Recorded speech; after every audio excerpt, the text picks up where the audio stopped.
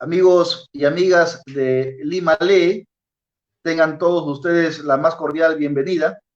Estamos nuevamente empezando este segundo ciclo de presentaciones de la colección Primavera Poética, que es la colección iberoamericana de poesía que estamos publicando gracias al programa Lima Lee de la Municipalidad de Lima. Mi abrazo a Florentino Díaz, presidente de la Comisión de Cultura, a Juan Pablo de la Guerra, gerente de educación, Celestia Surza, jefa del programa Lima Lee, a todo el equipo de Lima Lee, al equipo de Primavera Poética, por permitirnos haber llegado a este lunes 20 de julio, con lo que será este segundo ciclo de transmisiones, diálogos, entrevistas y presentaciones de los 24 libros de los poetas convocados para esta segunda serie del Festival Primavera Poética 2020. Estoy muy contento y agradecido con cada uno de los escritores que han acudido a nuestra convocatoria. En realidad es emocionante poder llegar a este 2020 a pesar de la pandemia, a pesar del confinamiento, a pesar de la cuarentena, con esta especie de nueva fraternidad que se está fortaleciendo entre escritores. Para mí significa mucho empezar estas transmisiones conversando con Soledad Fariña. Soledad Fariña es una poeta con muchísima trayectoria, es una escritora chilena. Ella estudió administración, ciencias políticas, ha publicado una serie de libros, dicta también talleres de poesía. Yo quería publicarle hace muchos años a Soledad, ella recordará nuestros primeros diálogos a través del Facebook, hasta que se dio este 2020, ¿no? El año del 2020, Soledad. Te doy la bienvenida a Lima Lee, te doy la bienvenida a la Primavera Poética. Gracias por acudir a la convocatoria. Es una verdadera alegría poder dialogar contigo. Soledad, buenos días. Muchas gracias, Harold, a la Primavera Poética, a Lima Lee. Gracias por esta tremenda invitación y feliz de estar en Lima en este momento. Feliz. Bueno, aquí estamos reunidos con la poesía. Efectivamente, estamos en Lima y esta ciudad te recibe con un fuerte abrazo, a pesar del frío. La calidez siempre de los peruanos está presente. Yo estoy contento porque cuando conversaba con algunos amigos poetas de Chile, siempre en los diálogos, cuando nos remitíamos a hablar sobre las poetas, siempre saltaba pues el nombre de Soledad Fariña, ¿no? Soledad Fariña, Carmen Berenguer, y tantas otras poetas, Elvira Hernández, que hemos aprendido a leer, a admirar y que le seguimos la pista con atención. Por supuesto, además de las poetas que están publicando a partir de los 90, de los 2000. Tú publicaste tu primer libro el año 85, ¿no es cierto? El año 85, a pesar de que podría haber empezado por mi edad, digamos, mucho antes, pero a mí me tocó la Unidad Popular, el golpe, el exilio, y solo la vuelta al exilio me vinculé mucho más a la literatura, a la poesía. Por eso publiqué tarde, publiqué a los 40 años el primer libro, que se llama El primer libro. Con el título del El primer primer libro, ¿no? libro, sí. Fue adrede el título, fue una especie de Fíjate que inventario también de lo que habías tenido. tenía otros nombres, pero el poema empieza así: había que pintar el primer libro, pero ¿cuál pintar? ¿Cuál primer? Entonces Ahora, fue quedando el primer libro. Y es un libro que reflexiona justamente sobre la escritura y sobre el proceso de creación, pero toma como referente un libro de nuestra América, digamos, que es el Popol Vuh. Entonces, está en parte relacionado con ese libro de la creación, el primer libro. Claro, tú dices, por ejemplo, en uno de los poemas, en Aún no es tiempo, tú dices, muge la tierra, el ocre, el terracota, el gris, el negro. Yo trato de contextualizar ese momento. Estamos hablando de 1985, un Chile gobernado por el dictador Pinochet, los poetas retornando del exilio, eh, después de todo lo que significó la tragedia de los desaparecidos, los asesinados.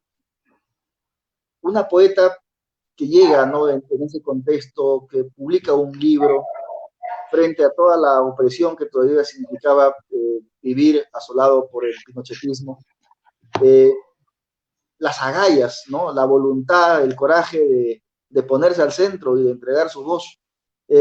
¿Sentiste que era necesario hacerlo? ¿Sentiste que era una obligación cívica, literaria, el hecho de publicar en un momento tan adverso para Chile?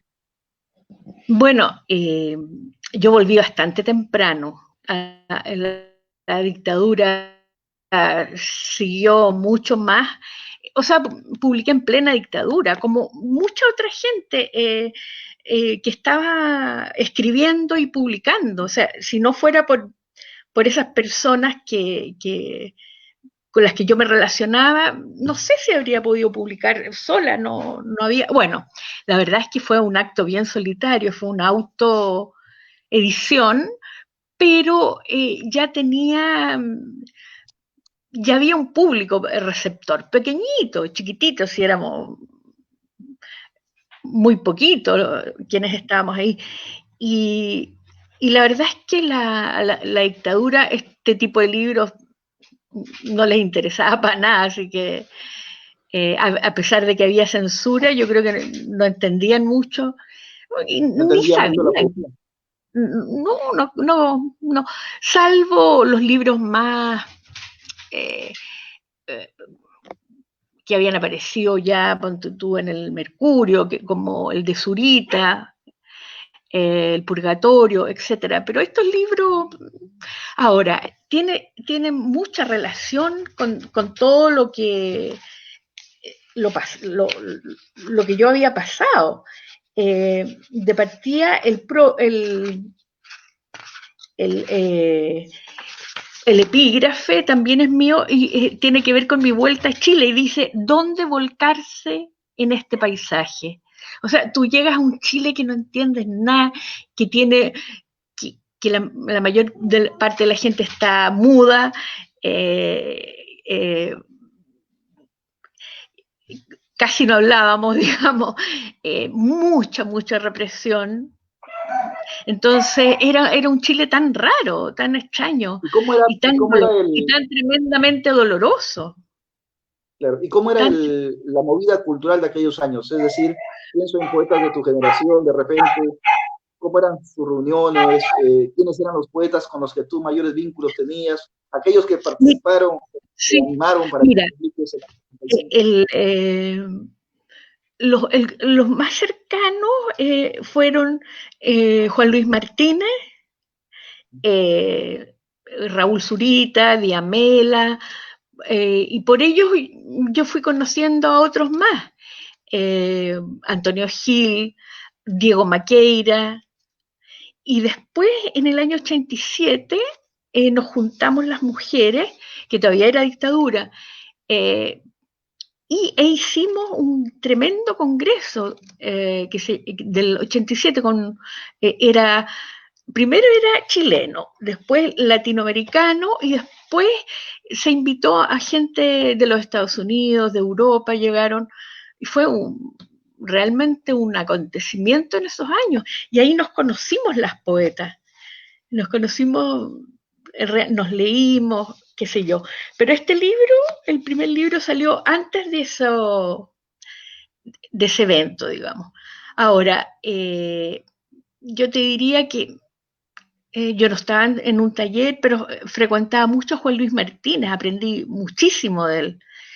Y del resto de las personas, de los poetas que estaban escribiendo, de Raúl, de la Diamela, de la Carmen Berenguer, en fin, después nos conocimos más, Verónica Sonde, Elvira Hernández, y ahora, en un principio yo hacía video, fotografía y video. Bueno, los poemas que están en el libro, en el primer libro, muchos de ellos son poemas muy visuales, además, ¿no? O sea, juegan sí, mucho con el espacio, juegan mucho con el blanco, exactamente, y los ¿no? colores, claro. Entonces, pero de ahí, bueno, yo escribía siempre, lo que pasa es que esto de hacer video era como algo nuevo. Yo escribía y hacía fotografía, pero lo de los videos, teníamos un espacio en el chileno francés de cultura.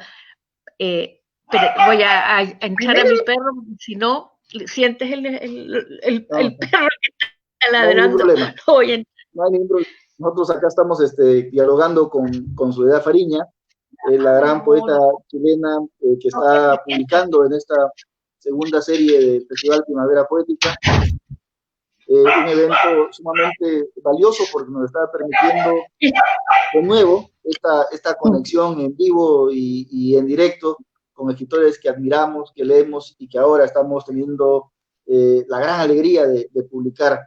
No estamos solos en esta transmisión, están nuestros hermanos poetas conectados. De hecho, te envía un saludo Javier Oquendo Troncoso desde Ecuador. Dice, qué sí, alegría estuve volver con él. escuchando a la gran poeta Soledad Fariña, grande, grande, gran poeta, te dice. Te da la bienvenida también la poeta Gloria Mendoza Borda, de Perú. Gracias. Hola, Gloria. Y bienvenida a la Primavera Poética, te dice Sixto Sarmiento. Así que estamos en todo el calor de esta fraternidad, querida Soledad. Y me comentaba sobre la fraternidad que tenían los poetas en los 80, tu relación con Vianela Elti, con Raúl Zurita, con Juan Luis Martínez, con Carmen Gonzalo Berenguer. Muñoz. Hablaba Gonzalo sobre Muñoz. el cuento que hicieron de poetas, y ahí te quedaste cuando fuiste a ver al compañero de la casa. Sí, el compañero de la casa que... No, pero es Oye, importante que los compañeros, además. sí, eso es los accidentes que uno transmita desde la casa, que de repente no podía estar así en forma tan solemne como debería. Bueno, No. yo La te digo que poesía no quiere eso. había una fuerza enorme. Y estábamos, bueno, todos trabajando en contra de la dictadura, de distintas maneras. Incluso en un momento con los artistas plásticos, todos los artistas se unieron para llevar a cabo unas acciones de arte. Ahí participó especialmente Loti Rosenfeld. Y, Loti, Diamela, Raúl, Juan Castillo tenían un colectivo de arte y que hacían cosas bien osadas y buenas y tomando en cuenta lo que era ese tiempo.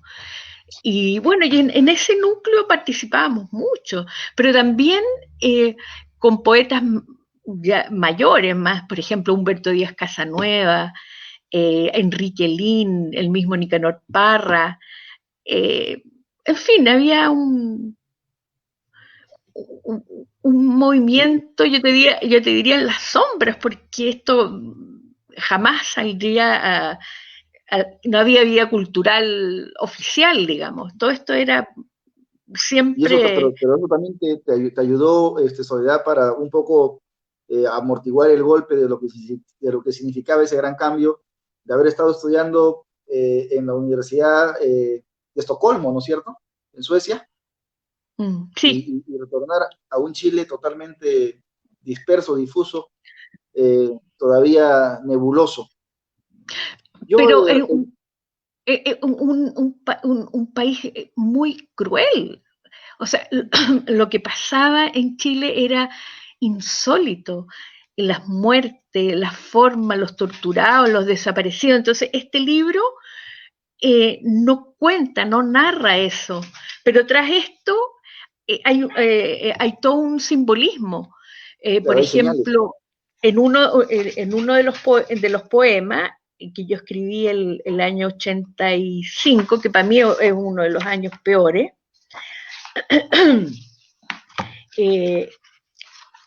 mediante el lenguaje yo quise poner este horror del cual era tanto que casi tú no podías hablar de él. Imagínate los degollados, que fueron 3 profesionales, cuando entraron al colegio de mis hijos a secuestrarlos, estaban todos los niños ahí, y al otro día amanecen degollados, ¿te fijas?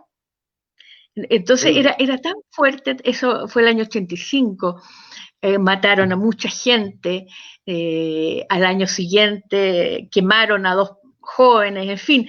Entonces era tanto que tú prácticamente no tenías palabras. No sé si quieres que te lea un poema, al que me referí. A ver, léelo, por favor. Está en el primer libro, es el último del primer libro y habla de esta mudez. Y dice, alfa, le digo, alfa, alfalfa olorosa brota, enjugo el rostro, enjugo el paño, surca carne la huesa, langosta carne, la aprieta, la amarga huesa, alfa, alfalfa morosa, mi tierno dulce, falfa, mi suave, la escama cae, trepa la larva, el rostro, el paño, la amarga huesa me dice, la costra negra, la carne prieta, la amarga taja, la surca cuenca, la tibia dice, me dice, fabla le digo, fabla, mi tierno dulce, mi amarga suave, fabla, abre la cuenca, escarba, brota, la cuenca huesa, la blanca suelta, la suave, dobla, habla, le digo, se dobla, habla. Esto es con estas palabras para transmitir esa incapacidad, como te decía, de narrar ese horror. Yo me acuerdo que Soledad, una capacidad que yo más bien la he sentido muy vinculada a los poetas que empezaron a publicar en Chile el año 2000, porque, por ejemplo, cuando conversamos siempre sobre escritores como referentes, a mí más bien me resulta extraño que se refieran a los poetas que empezaron a publicar en la década del 90, pero sin embargo se van inmediatamente a Soledad Fariña, se van inmediatamente a Raúl Zurita, de pronto por mencionar a los escritores que tienen una temática un poco más comprometida, se van a Maqueira, ¿no? A Diego, a Carmen Berenguer. A la Carmen, sí. Y claro, o sea, ustedes son como quien dice sus maestros, ¿no? De los poetas que empezaron a publicar en el 2000. Yo lo siento así porque se refieren con mucha admiración y con ese cariño propio de quien recibió bien las lecciones, ¿no? De profesores como ustedes, por usar el término de profesores. ¿A qué se debe eso? O sea, ¿qué pasó con los poetas del 80 que tuvieron mayores vínculos con los poetas jóvenes que los del 90, que creo que como que, si bien es cierto, están ahí, pero no los mencionan tanto? O sea, ya hay grandes poetas en Chile que empezaron a publicar en los 90, ¿no? Pienso en Germán Carrasco, por ejemplo. En Germán, en Javier Bello, no sé, pero aquí ellos son muy apreciados, Javier, Germán. Yo creo que los de los 2000 querían como separarse un poco de eso. Ya, ustedes escribieron de esta manera, nosotros nos vamos de esta otra, ¿te fijas? Yo creo que más bien fue una cosa como de voluntad, es decir, ya, nosotros no seguimos sino que nos saltamos a usted y vamos más atrás. Pero los poetas en los 90, la Ale del Río. Mira, lo que pasa, tal vez lo que pasa es que nosotros como que optamos mucho por la ruptura y por un lenguaje más descalabrado, etcétera. Tal vez eso a ellos como que les llamó la atención, pero yo no veo esa separación tan drástica. Yo creo que ha sido más voluntariosa, por decirlo de alguna manera. Yo no veo una cosa tan de repente drástica. También de repente también por los talleres, ¿no? O sea, por ejemplo, la Fundación Neruda, hay claro, instituciones que son muy formativas, ¿no? En cuanto a sí. escritores jóvenes, y de repente ustedes han tenido mayor participación ahí, quizá, no sé, o sea, ¿o No, fueron no, sus primeras no, lecturas? no, no, mira, yo te diría que la gran mayoría de los poetas que escriben desde que se formó el taller de la Fundación Neruda han pasado por ahí, a pesar de que cada uno tiene su vuelo propio. Pero, por ejemplo, quien publicó en los 90, Javier Bello, él me dice que él no, yo creo que exagera un poco, ¿ah? ¿Qué quieres que te diga? Porque él tiene su voz muy clara y fuerte. Dice, mira, nosotros te leímos a ti y yo no habría escrito lo que escribí si no te leo a ti. Ahora, lo que él escribe es muy distinto a lo que escribo yo, pero como que había una fuerza que impulsaba, tal vez, tal vez. Ahora, yo no hice talleres, no he hecho talleres en la Fundación Neruda, sí he hecho muchos talleres, gente grande, gente pequeña, eh, gente mediana, y sigo haciendo, ahora mucho menos, pero la forma que yo tengo es abrir la cabeza de estos escritores lectores. O sea, primero que lean y No, a y partir de la... has dicho algo muy Ah, contundente, ¿no? Abrir la cabeza. En realidad, claro, la poesía se trata de eso, ¿no? O sea, hay que abrir la exacto, cabeza, hay que claro, mirar más allá de lo que el resto no ve. Y ahora, por confiar, ejemplo, con esto sí. de la pandemia, ¿cuántos realmente habrán podido abrir la cabeza, ¿no? En este encierro, en esta cuarentena. Algunos están escribiendo, ¿ah? Algunas personas están escribiendo. Hay dos posibilidades. Los que están escribiendo mucho, así y otros que no han podido, Claro. Lo que que no, que sucede no, que no, no, no se pueden cierre, concentrar. Desde la pandemia, en la pandemia, o sea, perdón, del estallido social. Piensa tú que en octubre nosotros tuvimos, pero sí, claro. algo muy externo, muy fuerte, y Todo el estábamos todos mundo involucrados. volvió a mirar a Chile porque era extraño que un país que supuestamente era el Era tan... modelo, ¿no? De desarrollo y todo el etcétera que ya nos tienen acostumbrados los discursos capitalistas, entonces, y de repente resultó que nada era cierto. O sea, Chile se No, y levantó, ahora se con la puso de pandemia pie. se ve. Ahora ha salido así, pero así. La diferencia social, lo mal. Mira, Y era todo, muy todo, todo. conmovedor además ver en estas protestas, en este estallido, a Mm. escritores en primera línea, ¿no? O sea, Sí, lo hemos visto, muchos han estado adelante, Zurita estaba rockeando, pero en el sentido correcto, ¿no? sí. De lo que debería ser. No, y Eh, hay otros que estaban en primera línea también. sí, claro, claro que Y, sí. y sí, no, nosotros con la Carmen Berenguer vive justo frente a la Plaza Italia. Ujú. Y un día me llama, oye, vamos a hacer una lectura en la Plaza Italia, que está rodeado de militares, de policías, qué sé yo. Hicimos una lectura como a los pies de su casa, o sea, ahí en el frontis de su departamento, pero después atravesamos y leímos ahí en la Plaza Italia. Bueno, cuando vimos que la cosa ya se ponía un poco peligrosa, Peligroso. digamos, ya nos fuimos. Cuando leímos no había nadie, pero había mucha gente que ahí en medio de la cosa leía. Y ahí, no, y ahí estuvimos todas.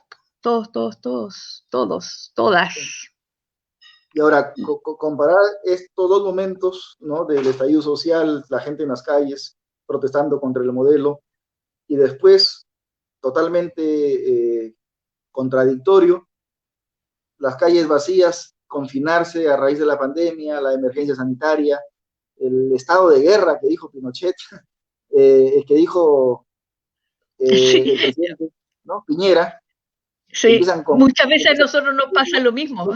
Decimos Pinochet por Exactamente, ¿no? Piñera. Los tiene asociados Nos así, pasa lo imagínate, mismo. el inconsciente los mira de esa forma. Los Entonces, une, sí. ¿tú Pero cómo has enfrentado tú estos días de pandemia, Soledad? mira, Además de del ponerte a mirar tu encierro. obra, ¿sí?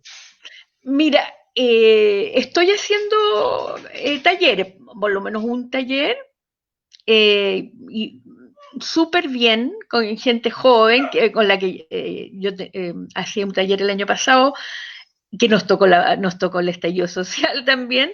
Una de las chicas estaba leyendo un poema que se trataba, o sea, que había elementos de todo el estallido social, y por fuera en mi casa estaba sucediendo en la realidad lo mismo, entonces era todo muy loco. Pero bueno, esta pandemia nos agarró, pero esto de la gente que tiene más necesidades, la gente que vive en las poblaciones, la gente que no tiene cómo encerrarse, porque son casitas pequeñitas, esa gente ha estado en la calle. Esa gente ha estado en la calle, no ha sido tan guardarse. Ahora, yo te digo que durante la pandemia el estallido social sigue, o sea, la rabia de toda esa indiferencia, y más que indiferencia, políticas en contrario de lo que se debería, te da más rabia cada vez. Y tú sabes que la gente que paga el precio en estas ocasiones es la gente que no tiene recursos. Y los viejos, claro. Pero, y La gente que no sorprendente tiene porque, recursos son los que más aportan muertos, ¿me entiendes? claro, y lo que Y la sorprende es gente ha de estado en que, las calles. El otro día, el día en que se votaba una ley que va eh, posibilitar sacar unos fondos de las personas que, eh, o sea, se supone que estos fondos que tú pones mensualmente son para tu vejez, pero te llega una cantidad, pero tan mínima, que no te alcanza para nada. Por ejemplo, una persona que gane 1.500.000, una profe, por ejemplo, se retira y recibe 140.000 pesos. claro, O sea, es ridículo, es un insulto. y esta es son unas asociaciones de capital, de inversiones. Entonces ellos retiran cada año millones de millones de millones. Y a la gente le llega. Entonces eso te enardece, ¿me entiendes tú? Entonces ese día la gente salió a tocar cacerolas, pero como igual que en el estallido social. Y en muchas partes la gente salió a la calle. Así que Claro. hay de las dos cosas, de las dos cosas. Ahora, también hay gente que como casi todos que estamos encerrados, y los que no están activos lo pasan muy mal. Depresiones, etcétera, etcétera. Pero aquí Pero bueno, hemos tenido mucho intercambio, eh, estas lecturas poéticas por Zoom, eh, en fin. eh, lo interesante, Soledad, no sé si tú habrás percibido, es de mm, que los poetas realmente son muy ajenos a este tipo de, o que nos negamos de repente a este tipo de comunicación porque somos más de lo presencial, ¿no? Del tacto, ¿no? claro, De estar juntos, ¿no? Del abrazo, sí, pero, pero se vieron o nos vimos en la necesidad de sucumbir, ¿no? Frente a este tipo de comunicación. Ahora mismo, si no fuera por este tipo de transmisiones, no estaríamos de repente hermanados, ¿no? Y tratando de enviarnos fortaleza, porque también este festival, la Primavera Poética, estas publicaciones, uno de los objetivos es decirle al mundo que los poetas nos tenemos entre nosotros, ¿no? Al menos los poetas no exacto, estamos solos.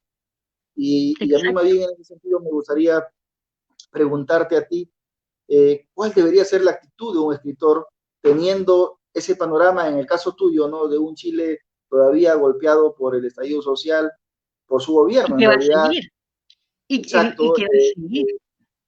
Ahí dices incluso a veces hasta de anarquía, porque o sea, se generó caos. O sea, lamentablemente, a veces el caos, ya sea porque se haya generado, pero le cae en realidad a todos. O sea, todos nos perjudicamos. Ahora la pandemia, todos tenemos nuestros muertos. todos estemos teniendo pérdidas. ¿Cuál debería ser la actitud de un poeta en este momento, Soledad? Para tú que eres una mujer que ha publicado una serie de libros y que estás ahí en la línea de fuego. Yo creo que la que tenemos ahora, seguir comunicándonos, seguir haciendo talleres, seguir escribiendo. A mí me han pedido mucho, por ejemplo, un poema durante el estallido social, me lo pidió Mario Pera para sí, claro. El Vallejo. Vallejo y compañía. Claro, después me pidieron otro para la situación de la pandemia. Siempre me están pidiendo cosas y no necesariamente en Chile, sino que de otras partes. Entonces, claro, uno puede... Ahora, por ejemplo, este tipo de encuentros después se suben a Facebook y tú lo puedes expandir. Incluso la gente está escuchando y leyendo más poesía que antes. Yo te digo, la gente común y corriente, porque están en sus casas. ¿Me entiendes? Entonces, si les llega un recital de poesía y lo pueden ver, lo ven, lo escuchan. Así que en ese sentido, fíjate que yo creo que la misión del poeta es seguir escribiendo y seguir comunicando su poesía y en el caso nuestro chileno seguir involucrándose en la lucha que estamos, que es política, que durante la pandemia o sea, igual nos tuvimos que quedar dentro de las casas, pero esta cuestión no sigue, digamos, esto de cambiar la constitución es que en nuestro país ha sido horrible las diferencias, claro, horrorosas. Estar alertas frente al virus, ¿no? Frente a la amenaza invisible, pero no descuidar lo real, lo concreto, que es el problema social, que son, ¿no?, las cosas que están todavía sucediendo. Yo quisiera, Soledad, que vemos en Amarillo Oscuro, la antología que estamos publicando, y que va a estar distribuyéndose de modo gratuito. Quienes quieran tener en Amarillo Oscuro, que es la antología poética que generosamente Soledad Fariña está compartiendo en Lima Lee. Digo generosamente porque insisto que todos los escritores nos han cedido los derechos de publicación de modo gratuito. Nosotros estamos respondiendo de la misma forma, entregándole estos libros o poniéndolos a disposición de todos quienes quieran conocer a los poetas que estamos publicándole, para que puedan descargar los libros también de modo gratuito.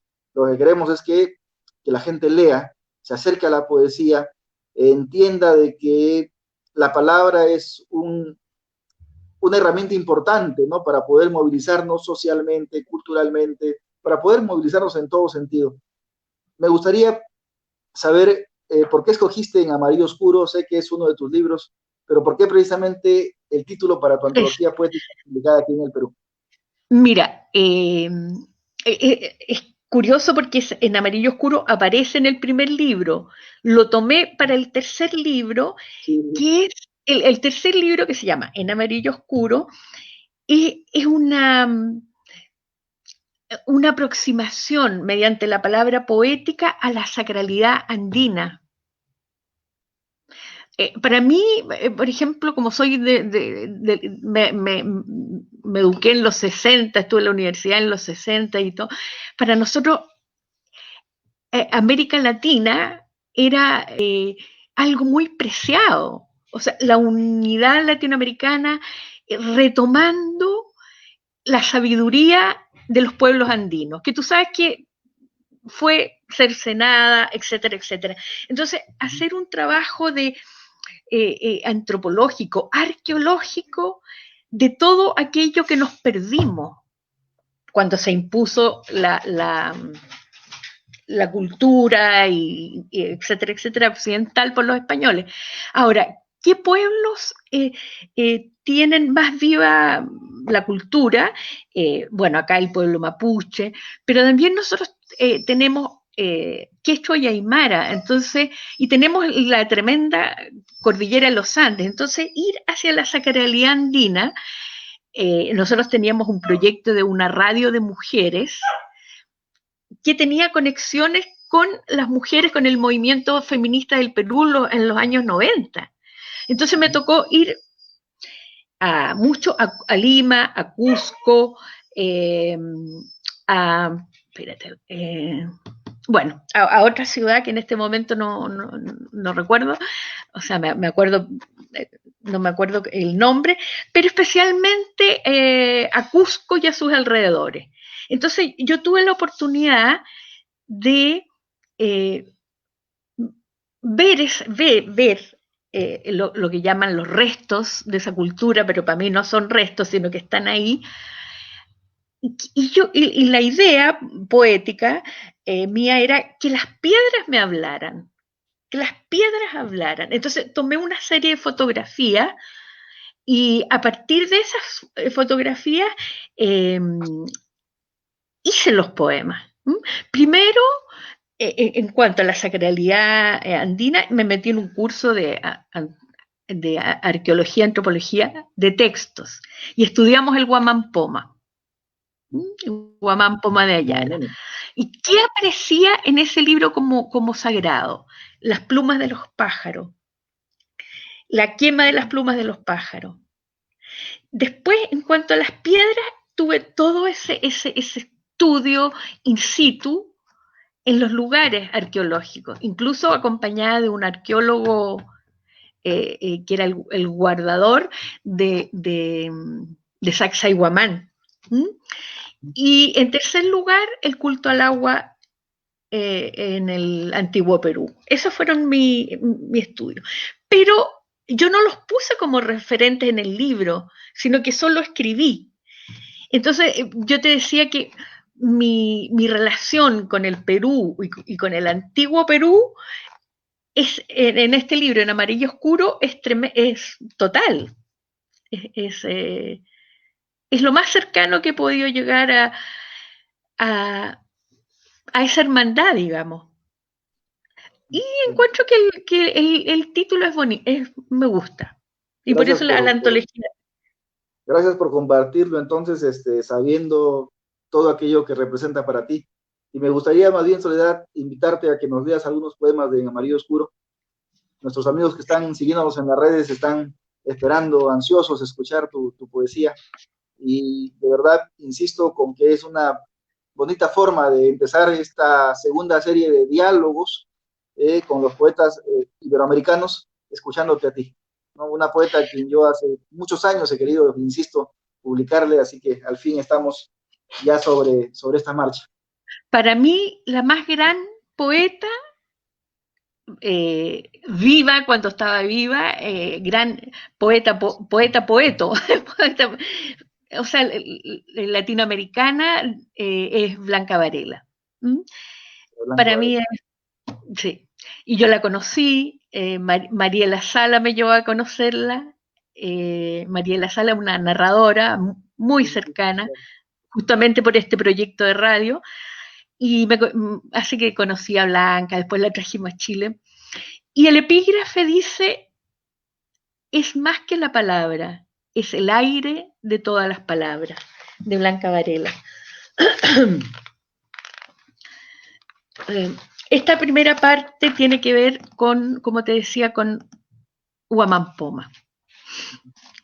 Mariposa nocturna se ha metido en mi aliento, apretado los labios, ¿cómo voy a nombrarla? Pregunta en espiral el aire de la boca. Sonriendo en un recodo, está inventando cómplices para vestir mis grietas. ¿Dónde están dentro de ese vacío? Me pregunta sin aire, buscando azules, verdes. Contener esta busca, esparcirla a los oscuros con unos trazos blancos, gruesos, le pido desde el pecho. No hay blancos, ni siquiera hay azules en estas pinceladas. Responde con el vértigo de diluirse en el aire, si no puedo nombrarla siquiera con los ojos. Con ríos impregnándola, arroyos desbordándose por el gris de la piedra. Sueña, vistiendo sus contornos de cómplices oscuros. Colores nunca vistos guarda la cuenca del ojo, sabores muy antiguos debajo de la lengua, me dice, separando los labios. ¿En qué hueco en los dientes se alojaba la lengua cuando nombraba el rojo? me pregunta impaciente, hendiendo la estocada de deseos granates, púrpuras, escarlatas. He cindido los bordes en la oquedad del pecho.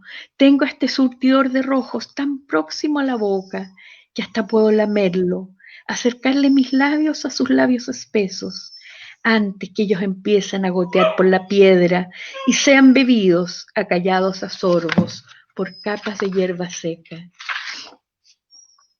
Desde el silencio turbio, sube al armazón de mis ramas pidiendo tornasoles, en tonos que jamás podrá alcanzar el pincel, dice tamborileando al caracol de mi oreja, parpadeando el sonido, pac, pac, pec, pec, llena de filigranas el aire de mi boca.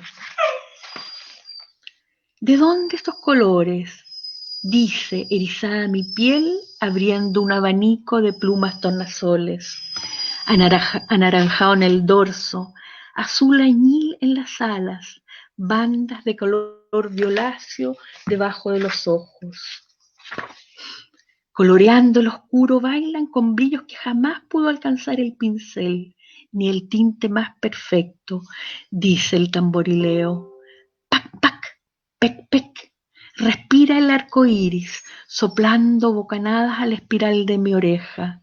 Cucuy, yut, yut, responden serpentinas el caracol de mi boca, recordando el sonido de los cielos calientes. Bueno, eso es una parte, la parte de la quema de las plumas, porque, bueno, tú sabes mejor que yo que el uso de las onomatopeyas, ¿no? Sí, los sonidos. Ellos, bueno, tú sabes que ellos iban a buscar plumas de los pájaros tropicales, no eran los pájaros que tenían ahí, por los colores, y sobre todo esto lo dice Guamampoma, por el tornasol, porque el tornasol no lo puede dar el pincel, y el pac, pac, pec, pec es la lechuza. Claro. Y el cucuy yut yut es la palomita. Bueno, todo eso, como te digo, está A mí me toca y me conmueve mucho porque yo viví 7 años en el campo, casi de modo silvestre, escuchando el sonido, pues, ¿no? Del gorojeo de los pájaros, ¿no? El sonido de las lechuzas, o sea que te entiendo muy bien eso y gracias por compartirlo. De donde comienza el aire, ese libro que publicaste el año 2006, ¿tú crees que nos puedes compartir algunos poemas de donde comienza el aire? Sí, y justo lo siento, pero es a Blanca Varela el que te voy a compartir.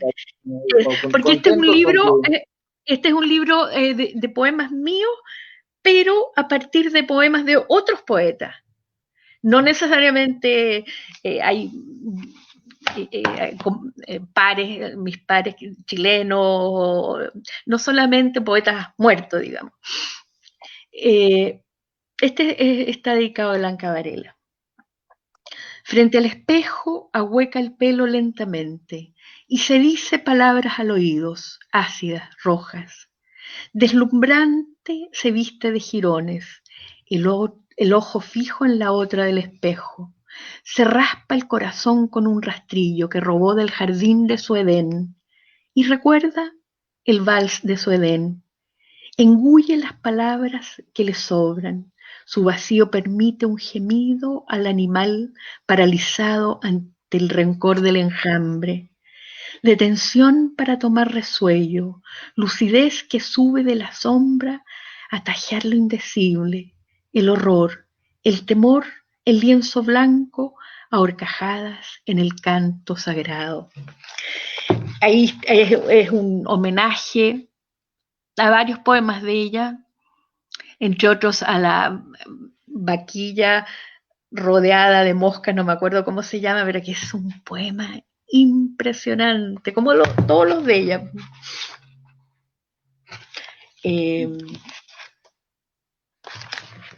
Vamos a ver. Mira, aquí hay uno a partir de una décima de Violeta Parra, que es muy lindo. Ya ve mi cara, Señor, más pálida que la muerte. Escuche cómo de fuerte palpita mi corazón. Mi pobre caparazón tirita como en invierno. Mis velas son un infierno que arden con fuego mortal. Castígueme el tribunal, si acaso culpa yo tengo. Esa es una canción, es muy lindo ese poema de la Mistral, que se llama Amores en Concepción, que ella se enamora y cada vez que ve al amado se transforma totalmente su sangre, etcétera, etcétera. Y ese poema tiene que ver con Safo, con uno de los más grandes poemas de Safo. Yo hice un ensayo poniendo esos dos poemas enfrente. Soledad, desde las Bueno, redes los saludos continúan. Te envía saludos Denis Ávila Vargas de Honduras, y Benjamín León dice: qué alegría escuchar a Soledad, una poeta cuya palabra es sumamente querida y respetada, muy comprometida y con una ética ejemplar. Benjamín León. De acá de Chile. Sí, gracias Él es del norte. Sí, gracias por este mediodía, Soledad. Se nos ha pasado la hora de Sí, modo fugaz. corriendo. Sí, pero No, gracias a ti. qué bonita forma de dejar que el tiempo llegue y se retire, porque tú te quedas con nosotros. Me gustaría, de repente, para Un terminar este besito. diálogo, que nos leas un último poema. Un último Un último poema. poema, el que tú A quieras, ver, el que yo quiera. y nuevamente decirte que estamos muy contentos de tenerte en la colección. Este es solo un adelanto, porque el festival en sí es en el mes de septiembre, y en septiembre vamos a estar los 66 poetas de la colección Primavera Poética, reunidos en recitales ya con mesas de 5, de 4 poetas, compartiendo todos. La idea es Perfecto. llegar a septiembre con todos los libros publicados. Mira, de Albricia, que fue un libro muy leído, comentado, criticado, etcétera. Fue el año 80, indicaste el año 88, 88. ¿verdad? Y es que es en busca de la palabra femenina, en busca de la palabra, si es que la hay, porque tampoco sabemos, estamos tan certeros que la hay. Voy a leer un poema y el epígrafe de Mistral, que es otra de las poetas que amo.